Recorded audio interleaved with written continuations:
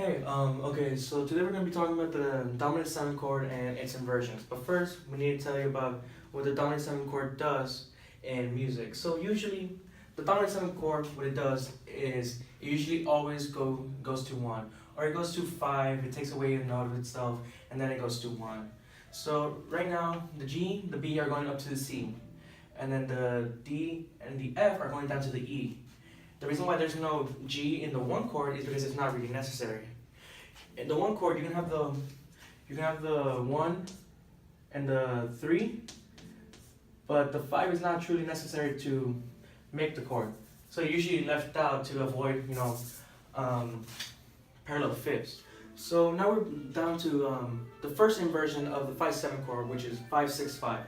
Now, the purpose of the 5/6/5 chord is to help embellish the tonic in a sort of motion that, if you pay attention in class, you would know that it's a lower neighbor motion in the the first note, C.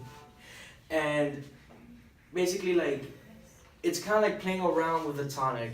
So instead of it being like 1 to 5 to 1 to 5 to 5/7 to 4, it's instead kind of like playing around with the chords that the tonic has and moving them as little as possible to make movements along the bass, and that's basically all it does. And now we're to the dominant 4/3 chord, which is the second inversion of the 5/7 chord and its inversions. So this basically means that when you write the chord down, you're not going to the second note of the 7th, you're going to the third note of the 7th, which it's D.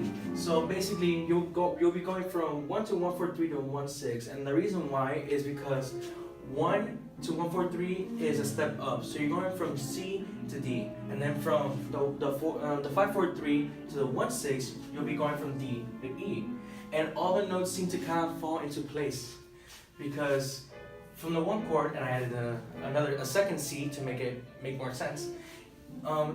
They just sort of fall into the chord. It goes E, it goes to D, F, G, and then B, and they just sort of are all there. The only movement that you have to do is a parallel motion between the D and the F, which is a third. So it's just kind of like a bit of a step ladder along a progression between the chords. Oh, I didn't see it there.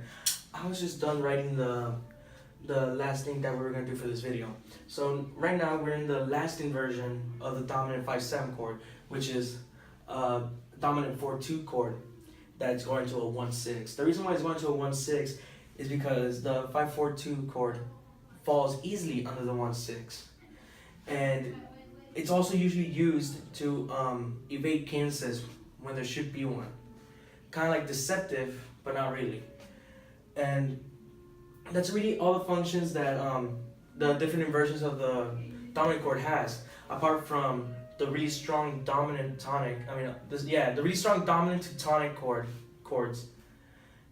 The inversions of the dominant 5/7 are usually used to embellish it instead of ending it. So that's basically all its functions, and